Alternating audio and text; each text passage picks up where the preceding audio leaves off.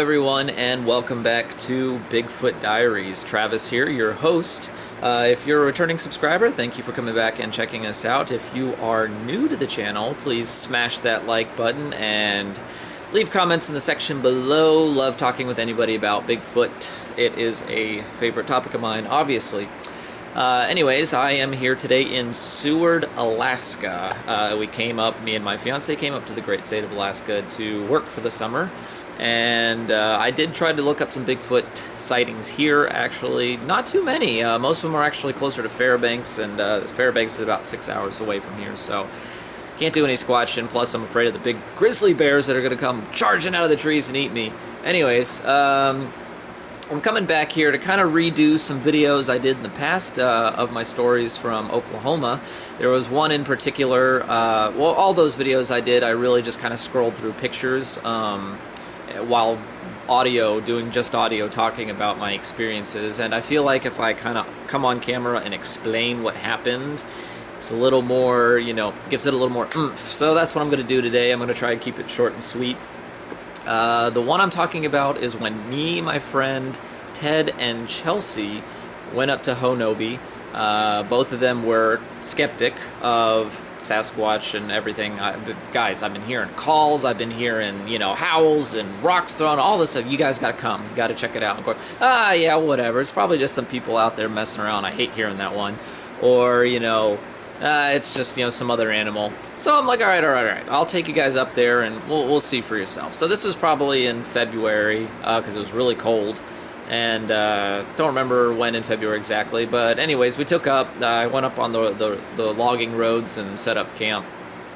And there was one area in particular that I hadn't really explored before. So I'm like, all right, we're going to go over here close to a little after sunset. And we're just going to kind of start hanging out, making some sounds and stuff. So sun kind of went down, we went over to that area, and I was like, alright, I'm going to make a call to kick off the night, make it exciting.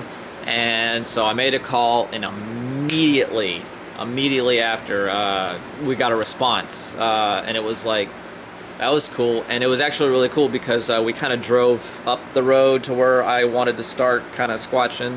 And the call we heard was actually from about the beginning of the road where we drove in. It was in that direction, and there was a bunch of coyotes that started kind of yipping in the call that we heard.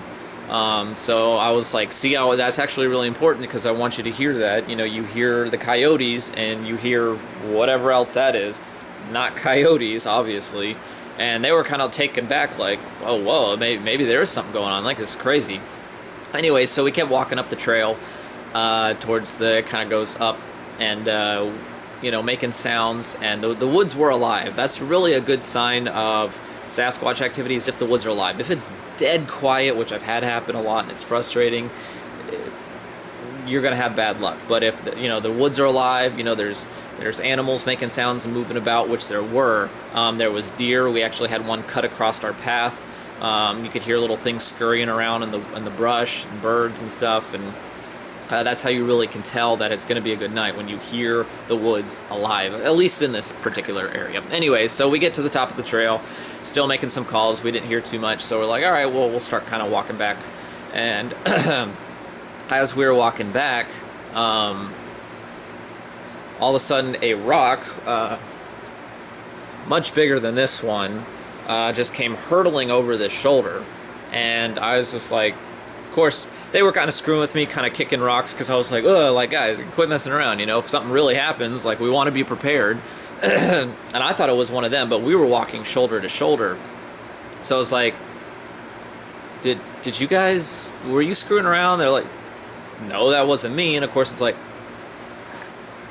you look behind us, and of course, it's pitch black, so you're like, shine the light. I'm like, oh man, I don't see anything. Now the terrain we were at, I actually show it in one of my other videos where I actually have a video. It was just me and Chelsea that time, but there's kind of like a ditch, creek, river on one side, and the other side is just complete wall of brush. So for the rock to just come right over my shoulder like that, it had to be right behind us, and probably was. So we kind of were just like, yeah, we're gonna get out of here, so we start kind of walking fast, and you can kind of hear like of like little rocks kind of hitting the leaves in the trees.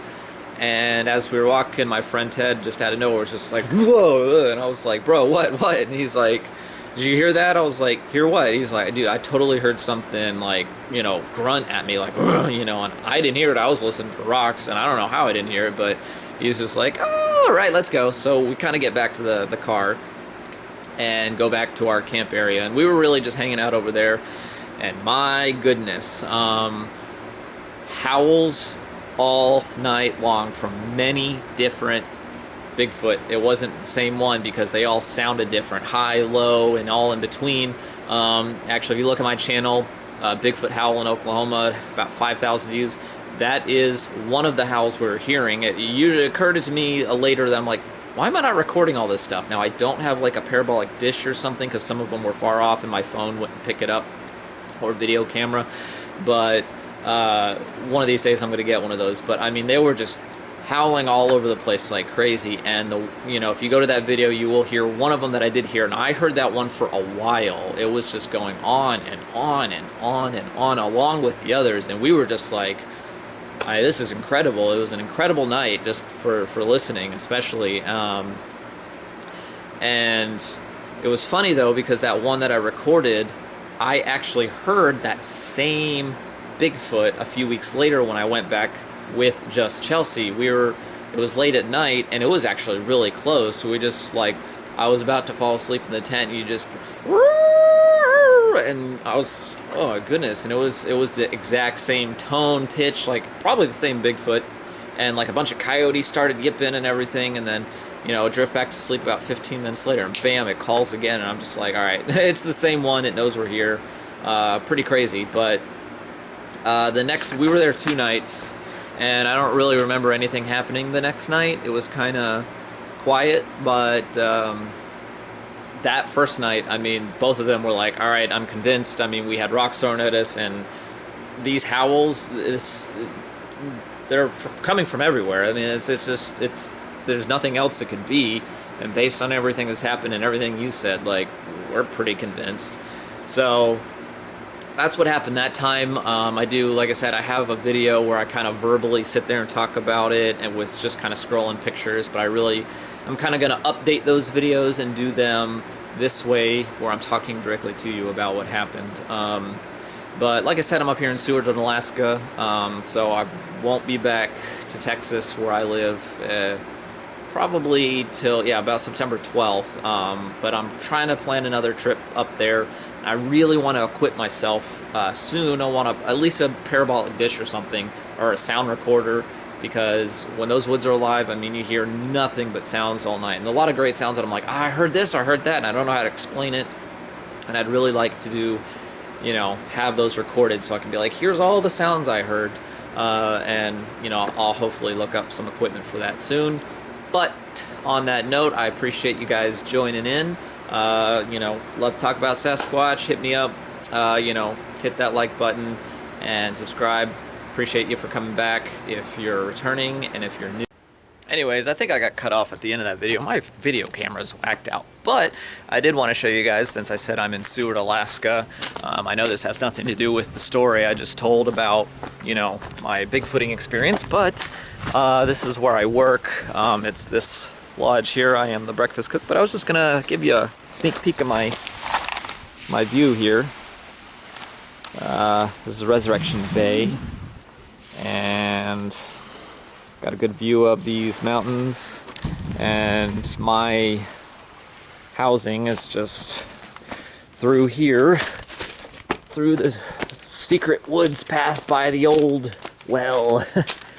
And yep, this building in here, got a little place in the woods and got my cool place. So it's been a good summer so far. You know, I haven't been sweating my rear end off like I would in Texas. You know, I thought, oh, I could go squatching up here, but the thing about Oklahoma is I'm not scared of the wildlife there. I haven't run into anything dangerous. Here, I think I got cut off again, but here, yeah, black bear, grizzly bear, you know, moose that can trample the heck out of you. So I'm like, I'm not gonna squatch here. I really would if I was at Fairbanks and I had some more information about where they could be and all that stuff, maybe. But all right. Anyways, peace out. Thanks for watching.